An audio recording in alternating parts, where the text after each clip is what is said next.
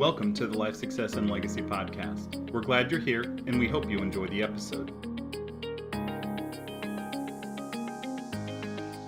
Hey, everybody. We want to welcome you back to the next episode of the Life Success Legacy Podcast. My name is Chris Bay. I'm part of the Life Success Legacy team, and I am so excited to be bringing to you the IBC fangirl, Pei Chen. Pei, how are you? I'm doing fantastic.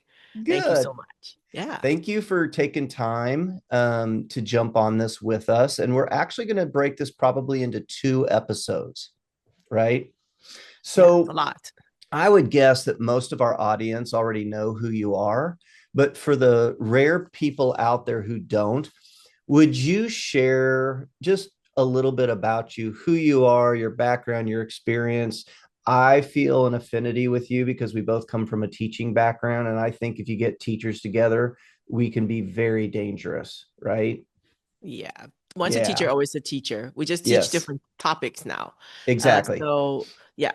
I'm Pei, and I come in and out of your podcast once in a while. I remember we recorded our first episode way back before YouTube was even a thing.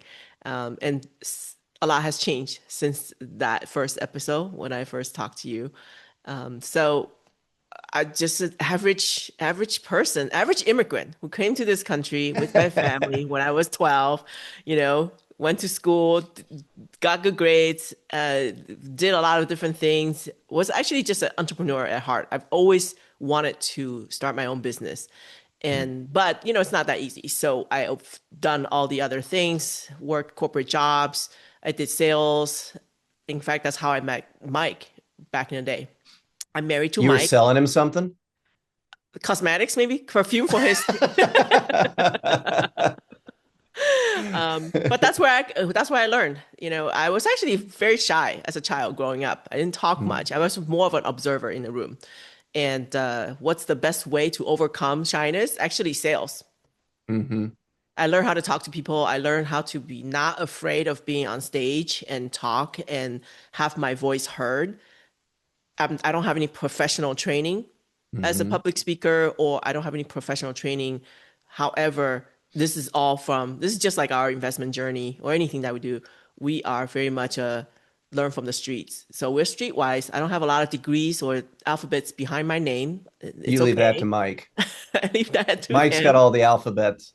Right. But we actually met in Boston when we first got married.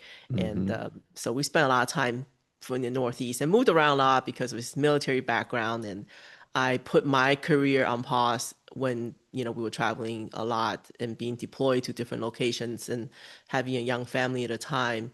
And that actually gave me a lot of time to think about what to do, because just like Nelson says in the book, a lot of the innovations and good ideas come from a kneeling position when you're facing hard times. And certainly we hit a lot of hard times financially, career-wise, health-wise, you name it, we hit it. And all those bumps in the road actually helped shape who we are today. And I just had my 50th birthday, so I've crossed the mid-decade. Mark. So I'm actually blessed to be in a position now that I can actually share what I know with people. And it's all these lessons that I've learned that I pay tuition for. And now it's time for me to pay it forward so that people can pay less tuition along the way. And that's kind of been my mission. That's one of the things I think has had us aligned for all these years. Has been that pay it forward piece. It's like all of us were clients at one point. We learned from somebody, and I learned from Mike Everett. But then how can we pass this information along, right? How do we expand the knowledge base so that people can take advantage of this amazing concept? And then what's so fun is the idea started with this. But because of the community, it has expanded and gotten creative and tried all different kinds of things, which you have been a big part of that testing lab, right? You and Mike have done a lot of testing in the lab with how IBC can be used and bringing in velocity banking and income stacking and all those things. So Yeah. Again, on the personal level, you and Mike have a daughter who is in her freshman year of college. Can you be a proud mama for just a little bit? Oh, absolutely. She is amazing. She has always been amazing, but um, seeing her kind of going through some early adversity, like stuff that I didn't even think I would be able to go through before I would turn an adult, has been just kind of impress us beyond measures. And I don't say this enough to her. We are very proud of her. Hmm. Being like coming from Asian culture, that's not something I love you and Yeah. I'm proud of you. That's not something we kind of say very easily. So Hmm. we're learning as adults, as parents, we're learning to be better parents in that sense. I always tell her, you did not come with a user's manual. No. I We're learned making as this I up as we go. go. Exactly. I'm like, I'm building this plane as I fly it. So trust me, Hmm. there's going to be some bumps along the way. There will be some turbulence. Buckle Yeah. up. Yeah. But overall, she's fantastic. She's super independent, which, she being the only child, she already had to be independent. And now it's just, she's now getting to test her own wings. Hmm. And she's soaring. And that's, what other things do parents want? That's it. Exactly. Yeah. That's what we hope for, right? That's right. Yeah. Yeah. She did not fail to launch. She launched successfully, and we are very Hmm. grateful for that. She is very, very impressive as a young woman, as a young person, and delightful to be with. I've gotten to spend time with her, and she truly is delightful. She's intelligent, she's capable, she's all those things, but she also has a really kind heart, Yeah. and I really enjoy when I get to hang out with Jackie. Yeah. And Yeah. hopefully she's inherited a little bit of sense of humor from mama, because that's what I love. I love to laugh. I love to have Yes, you fun. do. It's more Yes, you important than do. anything else. Money can buy all this stuff, but have a good laugh. That's Hmm. that's my dopamine hit. Yes. And I will also say on a personal level, because my two kids are Chinese, and they to have a female Chinese voice that they know and they can follow and they've met.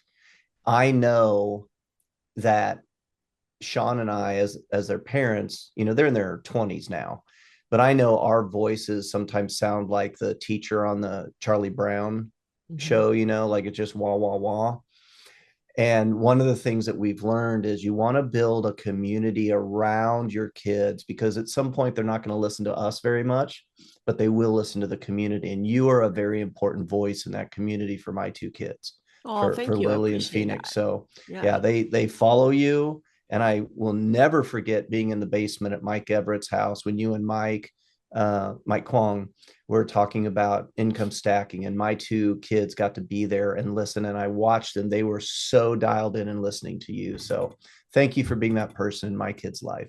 Thank you. And I truly believe that to learn something, and this is in real life as well, you have to, the same message, but you have to hear it from seven different people, seven different Hmm. ways, Yeah. in order for it to really cement. So I'm glad to be one of the voice that they're going to Yes. be listening to. Yeah. Yes. So, on that note, for our listeners, what we want to do is take a couple of episodes and we are going to actually dive into a little bit of velocity banking, a little bit of how to use a line of credit. And Pei does a fantastic job and was kind enough to come on. We're actually going to do something we normally don't. We are actually going to show some slides and we're going to show some numbers. And Pei is going to walk us through some concepts. So, Pei, just in bullet points to give kind of a preview for the listeners, tell us where we want to end up in the end, but then Mhm. walk us through what are the steps we're going to take people through in these episodes. My goal, just like teaching, right? There's always the objective. The Yes. objective today is to introduce or to clarify a overused term by now. Maybe Hmm. this is the first time someone has heard it, but I think if you're on YouTube and you're Googling something or ChatGPT, this term has been kind of overused as kind of a sales gimmick or marketing gimmick of velocity banking. because I do think that it sounds very sexy and intriguing when people first hear it. But the goal is to maybe introduce the topic, what it really is, and then end with what can you really do with it? What do people typically do with velocity banking, right? What are people talking about out there? And then once you understand what that process is like, I'm going to lay it out like a menu. Like you get to pick your own adventure. What do you want this tool, right, to do for you? Similar like IBC. IBC right now, from 13 years ago when we first heard it, first read the book to today, lots of noise out there. Yes. So, and again, a lot of noise, a lot of information, not a lot of wisdom. And I want to be the fact that I've been doing this for so many years and not just read a book about it or watch a video about it. I actually have actual real life experience and real turbulences that I've experienced. I want to come in here today and just share what I know. And it's not the be all and all of all strategies, but it certainly is one of the most powerful and most, I would say, most useful for the average folks, right? Yeah. For people who have little to no cash flow, and we could talk about what that is, this could work. For someone who's a high income earner, have lots of cash flow, lots of access to surplus funds on a monthly basis, this can work. So it's just a concept. It's a process, it's a concept, is we're not talking about investment products or anything like that. No. It is amazing how it pairs so well with IBC, the whole idea. So that's why it's once we caught on to this, it just makes sense. It's like hand in glove. It just dovetails together. I want to set the stage, as we oftentimes do, and just bring people back to Nelson and the principles and what IBC can do. Nelson's top 3 principles. Number 1 is think long term, right? And again, this is not for your sprinters out there. This is not a 100-yard dash. This is long-term marathon thinking, right? The other thing is you've got to capitalize your system, right? It takes time and it takes cash flow and time and investment into it. So you've got to capitalize your system generously. And third, you have to be an honest banker. And that applies to what you're going to be showing us as well. So Nelson's principles apply. And there's 4 things that IBC does, just as a reminder. Number 1, eliminates outside debt rapidly, which you're going to show us as an example, starting with that, how to eliminate outside debt rapidly. Secondly, is building your warehouse of wealth from which you can do anything you want, which leads us to the third thing that IBC does, and that is you can use it to build passive income. And that's really where we want to end up in the second episode, is really unpacking the income stacking model and how velocity banking, IBC, income stacking, how all of that fits together. So by the end of these 2 episodes, hopefully people will have a really clear understanding of how this works. We ready to go into it? Yes. Let's do it. Okay. Yes. Let's test this out. Give this a try. Yeah. If you can pull up your slides and let's jump into this. And we're going to start with very basic, something that many people are familiar with. And then we will expand on that. So let's get into it. And please highlight that sentence at the very end. This is for educational purposes, right? This is not financial advice, all of those kinds of things. Yes, this is about learning a process and a concept more so than talking about even investing. And Nelson's book, I'm going to also reference it again. Just by harnessing the power of banking alone, you are already well ahead of your peers. You don't even need to invest to reach wealth. That's how crazy it is if you were to become your own banker. But we are creatures of curiosity, and we are always wanting to do something a little bit better, right? So velocity banking allows us to kind of accelerate a little bit of this process. And so it's really a formula that I want to share with people, how to build wealth smarter and faster and in a safe environment if you are even doing it within your IBC environment. So again, educational, or you can think of it as financial entertainment, if you will. What I love when you talk about it being, kind of a formula, um, Mike Kwong does a great job of giving analogies or word pictures. Mhm. And what I love when he talks about IBC or income stacking or whatever, that it's more of a path than a tightrope. Yep. Like it's not where you have to stay directly on that line. You can wander and experiment and try different things. Again, it's a concept. So, okay, let's Yeah, go. exactly. So today's goal really is to compare three different ways to do velocity banking. And I think most people out there maybe only know one or two, and they don't know the third. Okay. So, and you could actually combine all three together at a more advanced level, but just basic level, most people think of velocity banking as a debt snowball on steroids. So Dave Ramsey is very good at teaching discipline, financial discipline with his program where you know, go from a negative cash flow situation where you're living above and beyond your means to a situation where you're paying cash for everything. You're at zero level.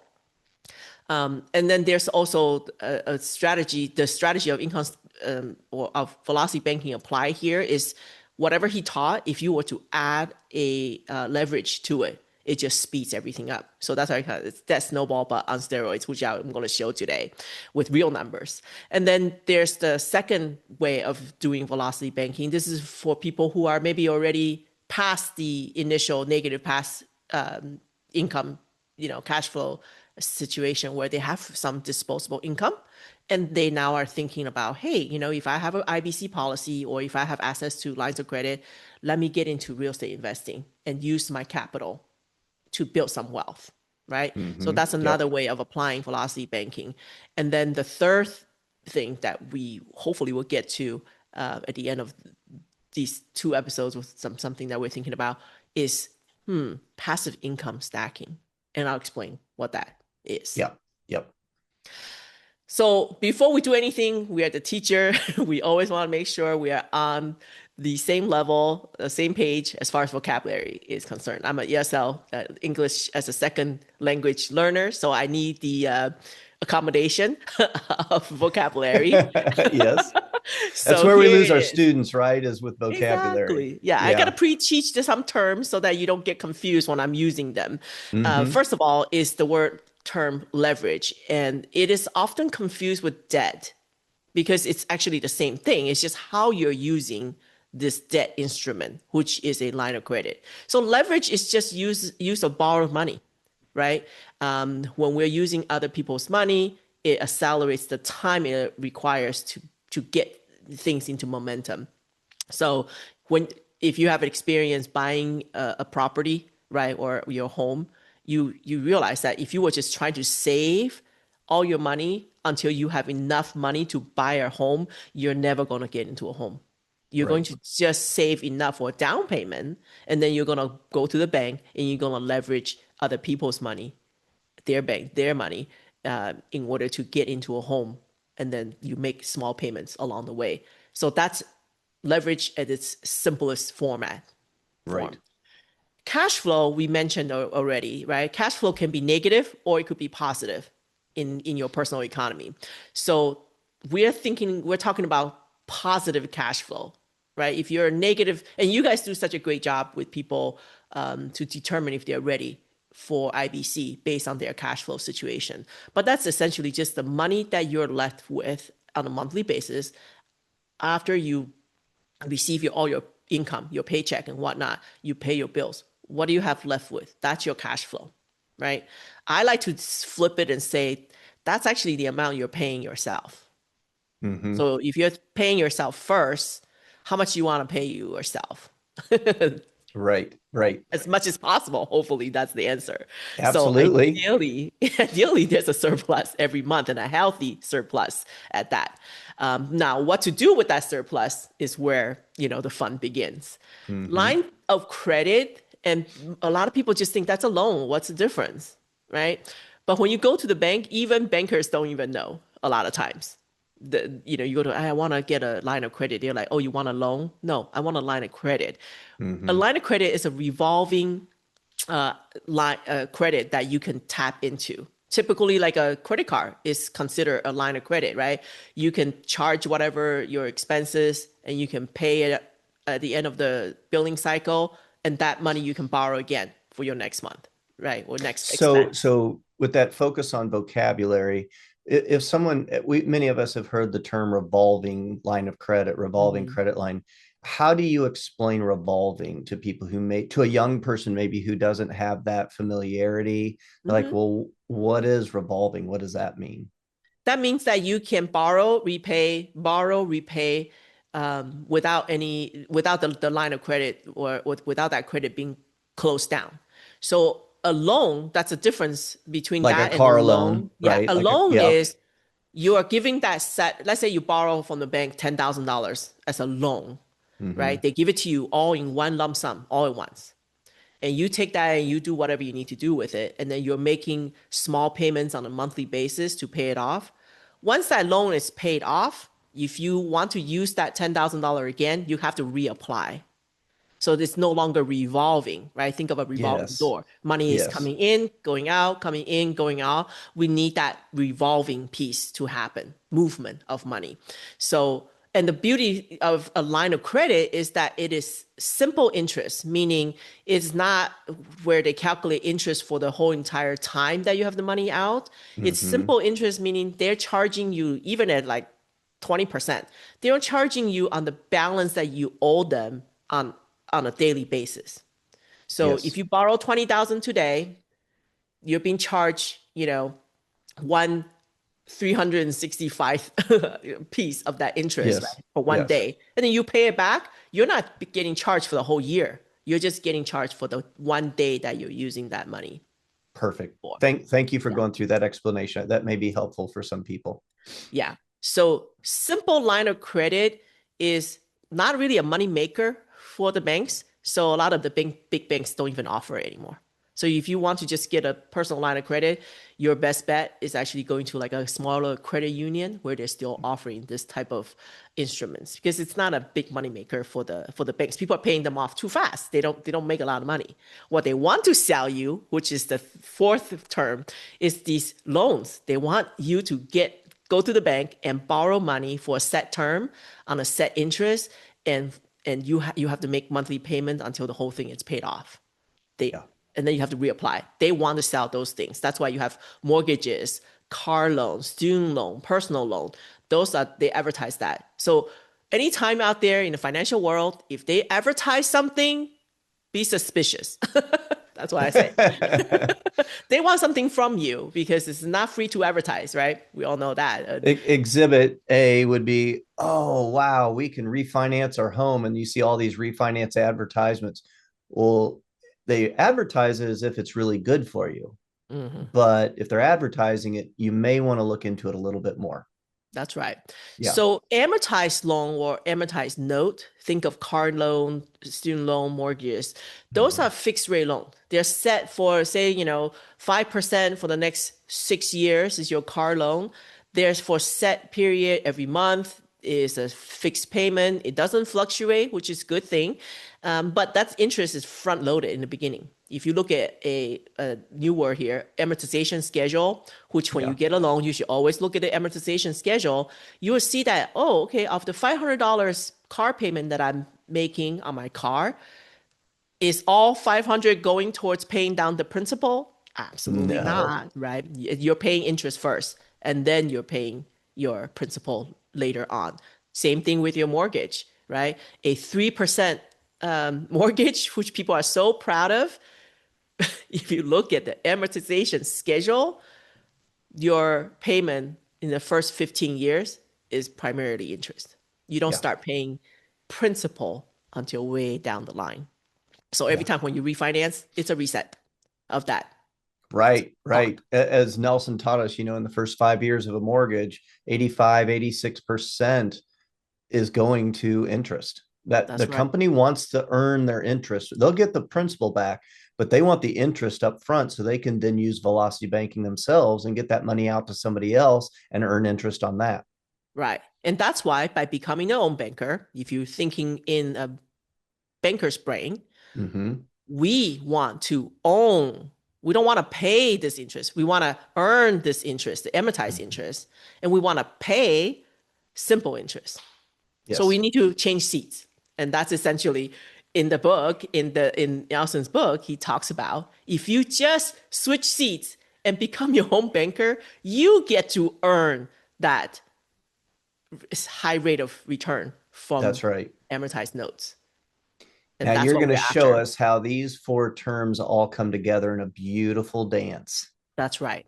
Yep. So Velocity Banking 101 or level 1.0 is leveraging or borrowing simple interest revolving line of credit that we talked about, right? Mm-hmm. A personal line of credit, a home equity line of credit, that's also a line of credit, or an IBC policy if you already have one or thinking about set it up. Those are all treated or charged similar, like based on your usage, not the whole term. And then adding that positive cash flow that you have in your personal economy to quickly pay off amortized expensive loans. So that's what Velocity Banking 101 really is about. It is an excellent tool for rapidly eliminating debt. It's a turbocharger. And actually, over the weekend, we had the boot camp, IBC boot camp that you guys put together. And I happened to pull out my old Velocity Banking plan that you guys put together for us way back. And I think the first month that we started our IBC plan and we were applying Velocity Banking to that within that system, we paid off $37,000. We wiped that out in one fell swoop within the first month. And that's how powerful the Velocity Banking combined with IBC can be. And that's where our software, thank you, Mike Crawford. That's where our software comes into play, is it's very good at showing people how Velocity Banking can be used to eliminate outside debt using a line of credit, in this case, an IBC policy. Yeah, when people get to see it with numbers and see the cash flow month by month, it can be really powerful and provide a lot of hope for people. Yeah. And that's where we started. We applied Velocity Banking 1.0 in our personal lives. And when we understood the power of this, it just blew our mind away, right? Yes. So how does this a supercharger, right? I want real numbers. That's why we did this presentation, because people are visual and I am visual too. It's hard to talk about numbers and listen to it. So if people are listening to this on the podcast, they're going to have to stop here and go to YouTube so that they can see the slides. So starting point, let's give it a very generic example, right? Starting point is someone who makes decent income. Maybe it's a combined income, maybe a single person, $7,000 a month in take-home income, right? This is after tax. And then they have expenses per month of $5,000. And then we're going to look at what is that expense detailed breakdown per month consist of. And this person is in a good position where they have a positive cash flow of $2,000 a month. Okay. And they also have good credit, or they have IBC set up already where they have access to line of credit that they can get access to. Let's just even pretend that they have some personal line of credit that they can get to. Is $10,000 available line of credit, and it's charging them 10% APR, or the interest rate is 10%. So remember, these are charged on a daily balance basis, not the whole year. And of that 5,000, let's break it down into even smaller level, right? What is that $5,000 payment going towards, right? That payment is going towards their mortgage, their car loan, their student loan, and their consumer debt, Visa, Master, American Express. And then on top of that, they also have their, regular fixed expenses, their gas, their fun, food, and fashion of $2,500 just to survive, just to live. They have to have $2,500 to cover their monthly expenses, right? So if you add in all those total debt that they have, that they're carrying, it's about $246,000 of money that they have to pay back in order to become debt free. And that's 30 years to pay off all debts if they just make this current regular monthly payment. And that's a huge load to carry, right? So how does, any questions on this? This should be pretty clear. Yeah, this is fantastic. And this is where a lot of people live. I mean, we do strategies for people, on a daily basis, and they submit their finances. And this is exactly where most Americans are living, Yeah. is in this kind of a situation.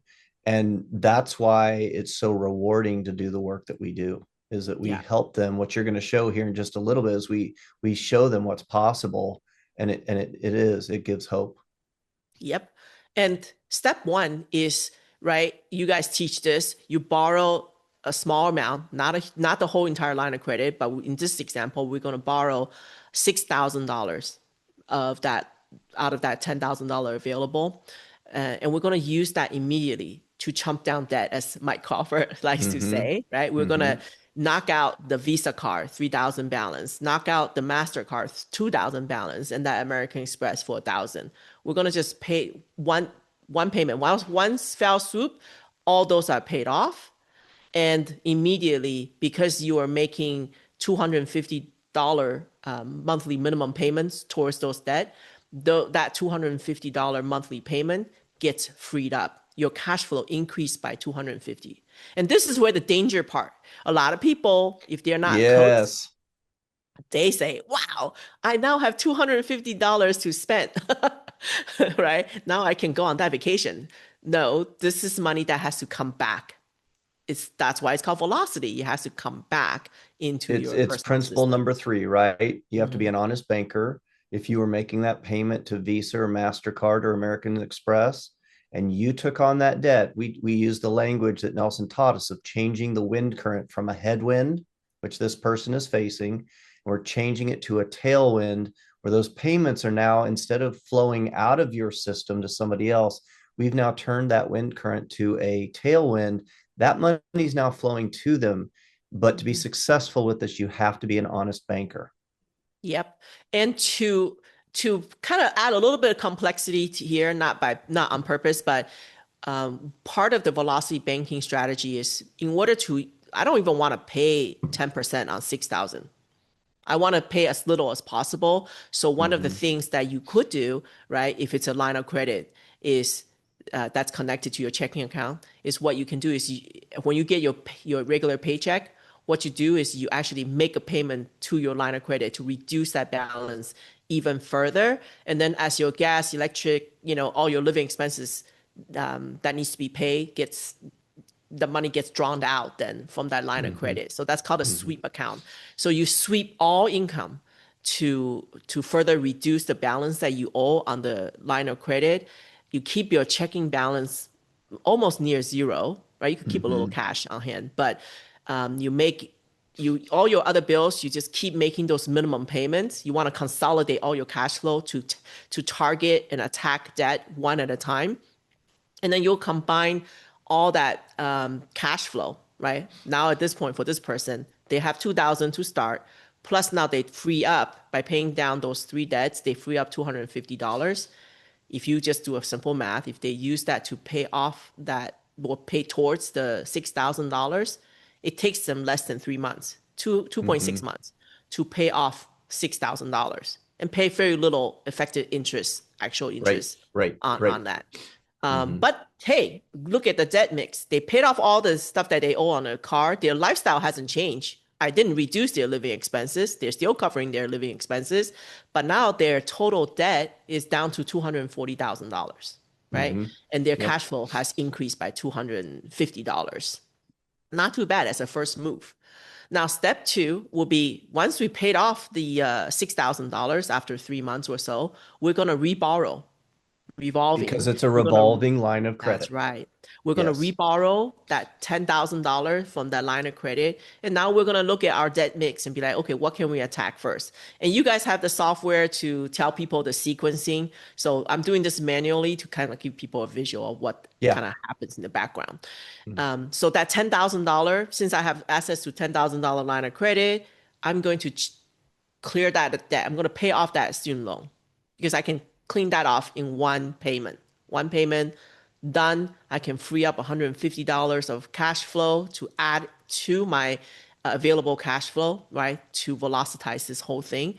And I'm going to do the same thing. I'm going to sweep all my income to reduce the line of credit balance owed, and then let the bill pay out slowly and increase my how much I owe. But you could time it so that all your bills kind of come out near the end of the month, so you can have your money sit to reduce the balance for a little bit longer. But you essentially are combining your brand new, reduced. You paid off that student loan, so you free up your cash flow by another $150. So you're now combining those additional cash flows together, and you're paying off $10,000 in 4.2 months, so less than 5 months. So if you're talking to me and I'm a client right now, I'm saying, wow, this is cool, but I'm really looking at that car loan because if I turn that debt, that's $600 a month that I can turn my direction. Yes. So Yeah. that would be an ideal situation to kind of take a pause and look, do I really want to do that? Right? Can I easily accomplish that? Because these type of, remember, we talked about amortized loans. So these are, because they are fixed term, fixed rate, and fixed payment loans, they're amortized. So unless you can easily pay off whatever you chump down, unless you can easily pay it off within a short period of time, you really got to be thinking, do I really want to pay that off? Right. Or we can do something else with that money. But in this situation, the car loan, it's a depreciating asset, right? It's not, the minute your car roll off, it's not earning you anything anymore. So we want to continue this process to pay that off and free up more cash flow. So I have this person, right? If this was one of the person who come to me, I'll say, keep paying, right? Borrow another $10,000 from that line of credit and pay down your car note. Okay. Now, when you make that $10,000 payment on a $30,000 car note, you're not going to free up any cash flow because of the fact that it's an amortized loan. However, you are still in a good position because your cash flow is enough to still continue to pay off the $10,000 every 4 months without any increase in cash flow. So it's still a good play, a good move to do. So in this scenario, this person will continue and be able to pay off in about a year, be able to pay off that car note. Right. Parenthetically, I'll just add, in general, that is true. There are a few situations which, for example, we work personally with a credit union, and they will actually, what they use the term, recast your car loan or your mortgage. So if you have paid down a chunk on that car note and you've significantly decreased it and you want your payment to reflect that new balance, you can go to your lending institution and ask them, is it possible to recast this loan to change my monthly payment? So something for listeners to check into if they're following this method. That's great. I didn't know that you could do that with car loans, but I do. Yeah. You can do that with mortgages, and with mortgages, they will recast it. They'll charge you a small fee, like a couple $100 to do the recast. So for the sake of example, this person just they didn't know about the other options. So they just keep applying the same principle towards that pay down. So in 1 year, they pay off their car note. And then if they just keep going right now, if they pay off their car note, now they have an additional $600 a month added to their system. So now they can start attacking their mortgage. They can start making those large chunk payments to their mortgage payments and accelerate that payoff process. And so if you just keep following it, it will take about 5 years to pay off that mortgage, right? So now you're back at a zero line. You have no debt. You're in the ideal Dave Ramsey lifestyle where you can now pay cash for everything. Yes. I kind of laugh, but it's true, right? But this is better but than that's what it was better before. Than where they started, right? Yeah, absolutely. So we have good, better, best scenarios in life, right? And you get to choose your own adventure. Yep. And 7 years to become debt free compared to 30 years, I would pick this. I would still pick this.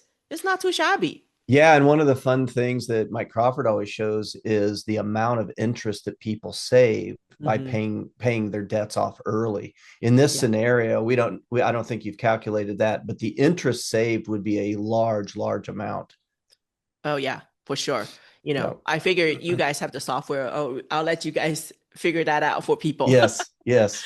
Yeah. But conceptually, again, right, this is about the process. I think it's hard for people to appreciate velocity banking if they can't conceptually understand what you can accomplish with it, right?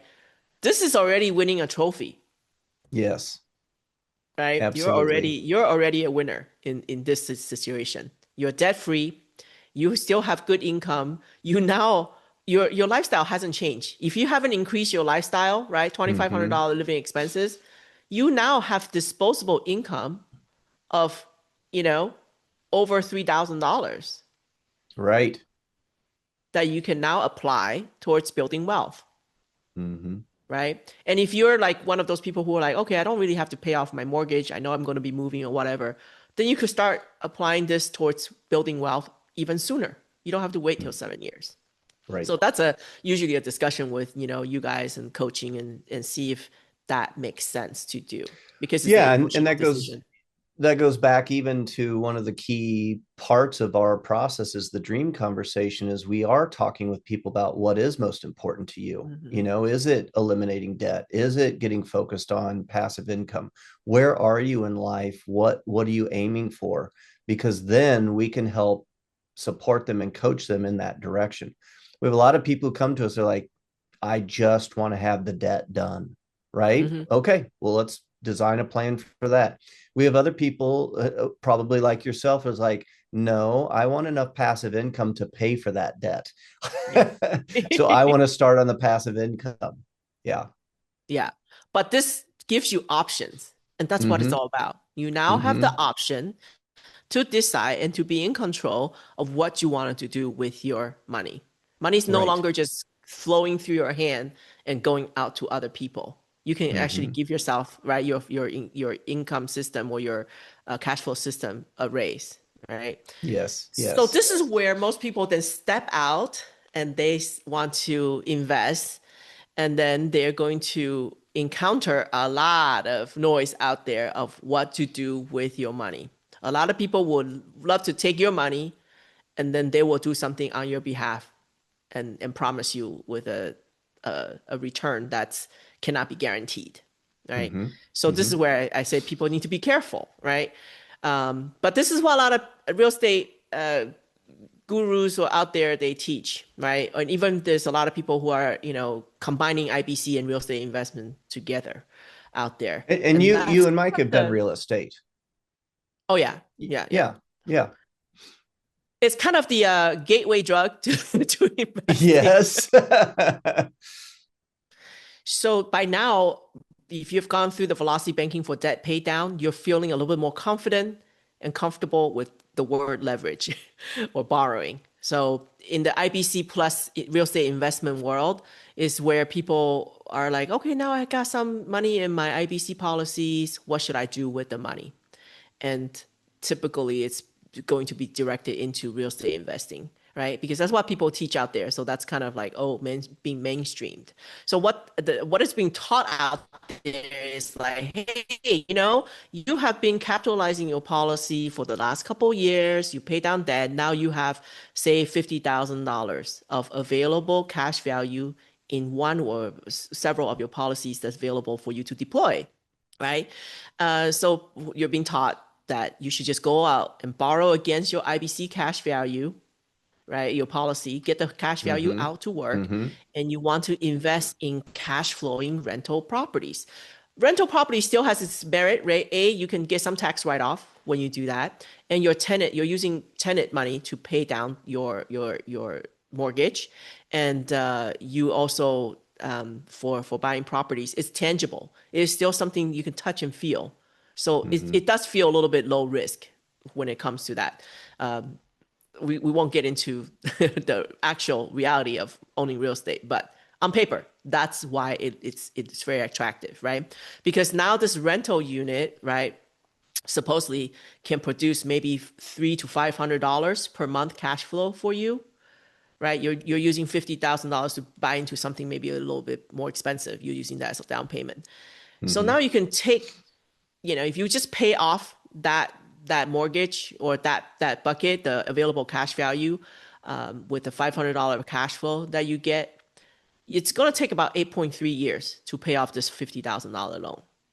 It's not too bad, right? Right. And if you apply velocity banking with a little bit of cash flow that we just talked about it, if you just simply add $1,000 of your personal cash flow into the system, you actually accelerate this process. You can pay off this $50,000 loan and in less than 3 years, 2.78, right?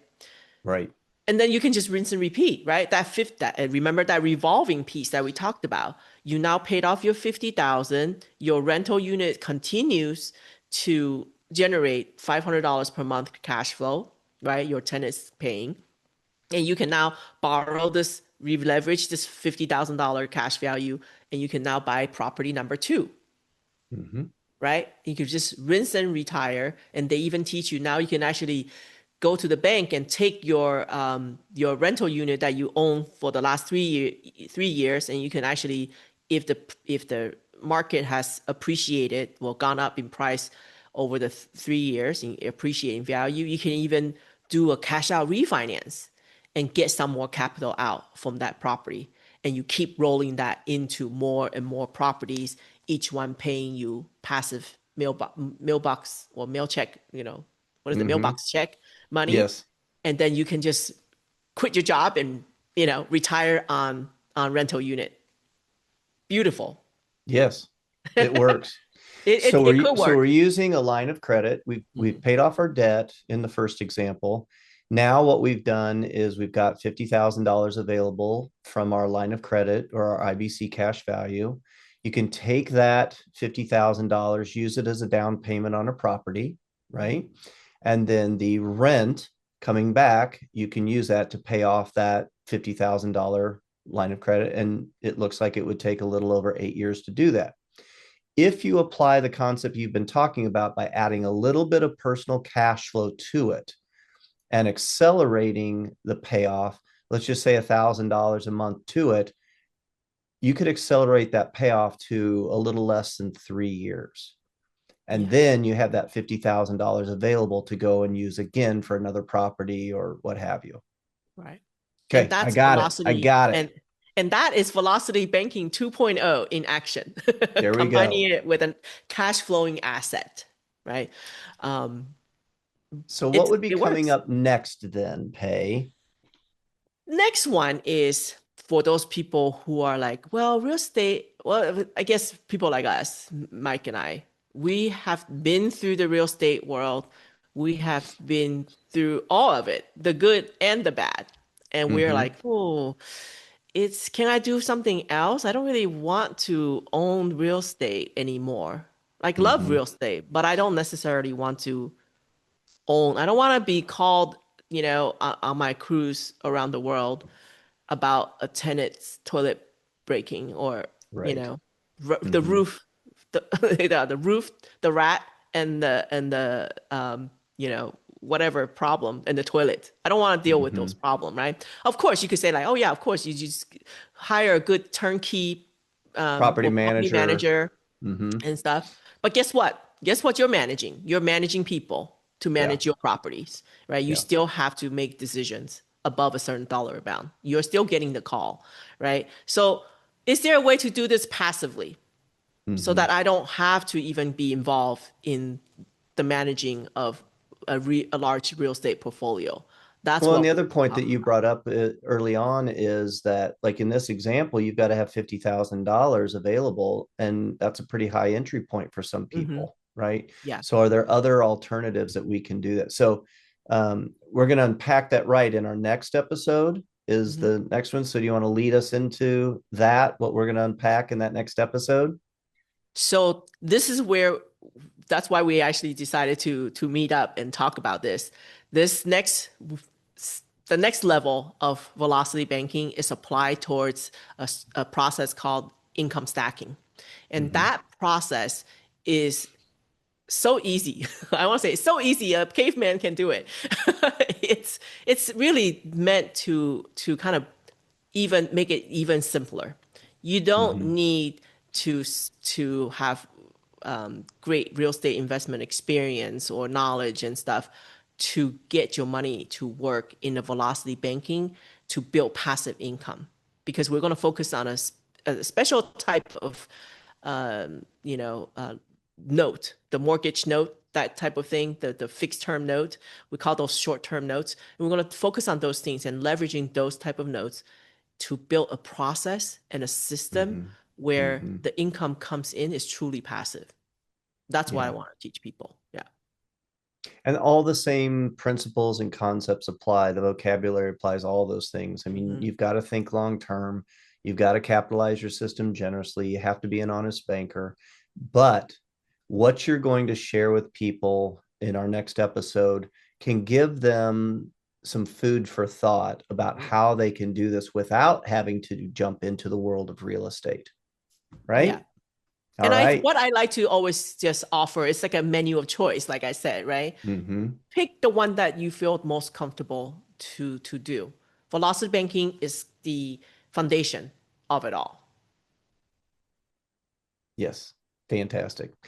Thank you, Pei. This has been a great introduction, but really this is just the appetizer. The next episode is we're going to get into the real meal of why we wanted to do this, but we wanted to lay the foundation of some of these concepts and maybe in a way that is familiar to people. So to our listeners, thank you for joining us again. Please come back because our next episode is going to be more of Pei, and we are going to actually be jumping into income stacking. So check us out at lifesuccesslegacy.com. We'd love to see you at one of our learning events, whether it is a webinar or a boot camp. We do have our next live boot camp, which actually Pei and Mike are going to host down in Houston. That is April 11th. And it is, as I like to describe, it's like the best kind of family reunion. If you want to talk to people, if you want to learn, number one, but number two, if you want to talk to people who have been using infinite banking and all the different ways that they've been using IBC in their financial lives to control their own banking, the live boot camp and mastermind is a great place to come for that. So Pei, again, thank you. And we will come back for a next episode. To our listeners, we'll catch you next time. Thanks so much. Thank you.